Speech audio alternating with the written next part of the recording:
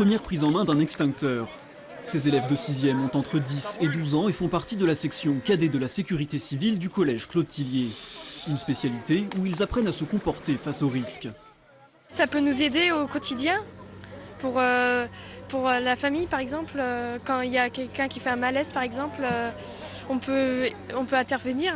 Je veux devenir gendarme et j'ai appris par la suite que pour passer prioritaire, il fallait faire cadet de la sécurité. Et puis j'adore tout ce qui est pompier et tout ça depuis petit, donc voilà.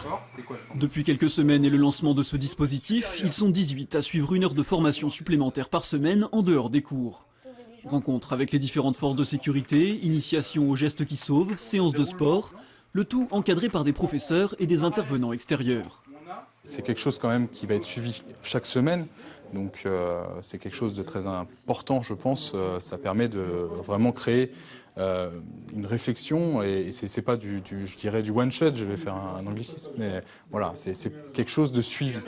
3 collèges dans la Nièvre proposent cette section, à Caunes donc, mais aussi la Charité-sur-Loire et l'Orme, et les enseignements trouvent naturellement leur place en milieu scolaire.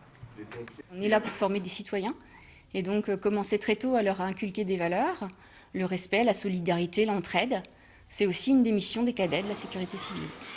Première étape, les élèves deviennent assistants de sécurité, une aide pour les professeurs et leurs camarades en cas d'évacuation. En fin d'année, ils recevront aussi leur attestation de formation au premier secours.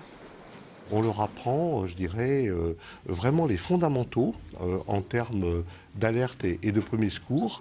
Et à dire vrai, on espère bien que certains d'entre eux, d'ici quelques années, rejoindront les rangs des sapeurs-pompiers volontaires ou des bénévoles associatifs. L'initiative créée en mars dernier devrait concerner de nouveaux établissements dès la rentrée 2017. D'autres projets pourraient voir le jour, en particulier l'ouverture de sections jeunes sapeurs-pompiers.